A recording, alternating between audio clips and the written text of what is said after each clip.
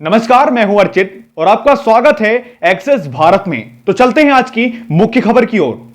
लोकसभा चुनाव के लिए क्या सत्ता पक्ष और विपक्ष की ओर से एजेंडा सेट कर दिया गया है। एक और राहुल गांधी की अगुवाई में भारत जोड़ो यात्रा शुरू है और इसके बीच में विपक्ष को एकजुट करने की कोशिश की जा रही है। राहुल गांधी की ओर से केंद्र सरकार पर हमला जारी है, वहीं दूसरी ओर राम मंदिर, गंगा विलास क्रूज, काशी कॉरिडोर और न्यू इंडिया के सहारे बीजेपी का भी लगभग एजेंडा सेट है। चुनाव से पहले एक सवाल ये भी है कि क्या 2024 के लिए पीएम मोदी के स्पीड के साथ मैच नहीं कर पा रहा विपक्ष। आस्था और विकास के गठजोड़ के साथ बीजेपी आगे बढ़ रही है, चाहे वह राम मंदिर की तारीख हो या कोरोना के बावजूद भारत की आर्थिक स्थिति। राम मंदिर का निर्माण कार्य लगभग आधा पूरा कर लिया गया है और अगले साल जनवरी से पहले राम मंदिर का निर्माण कार्य पूरा हो जाएगा। सरकार की ओर से कई सारी योजनाओं को लेकर डेडलाइन जो तय की गई है उसको पूरा किया गया। हालांकि कुछ योजनाएं इसमें पीछे भी हैं।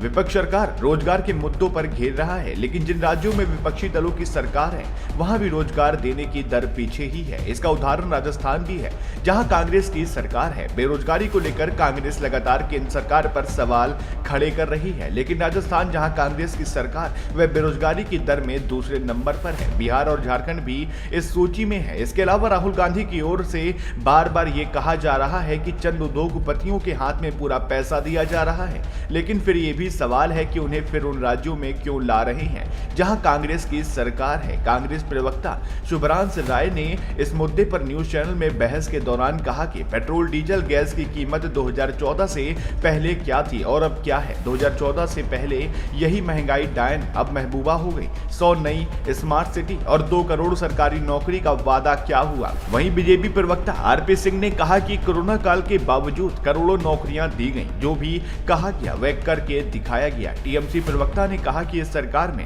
95% ईडी और सीबीआई की जांच विपक्षी दलों के यहां की गई। राजनीतिक विश्लेषक सुजाता पांडे ने कहा कि बीजेपी ने राम मंदिर की बात कही थी वह पूरा हो रहा है। भ्रष्टाचार मुक्त सरकार की बात थी तो अब तक सरकार पर इसका कोई भी आरोप नहीं लगा है। आत्मनिर्भर बनने की बात थी और उस दिशा में भी सरकार आगे बढ़ी है। कोरोना के दौरान न केवल वैक्सीन लगवाई बल्कि बनाई भी। विपक्षी दल इसको भी लेकर सवाल खड़े कर रहे थे और ये पूरा हुआ। डिजिटल इंडिया की बात थी, सरकार उस दिशा में भी आगे बढ़ी। टॉयलेट बनाने की बात थी, वह पूरा किया। ये फर्क देखने को मिला है और इसका फायदा चुनाव में बीजेपी को मिलेगा।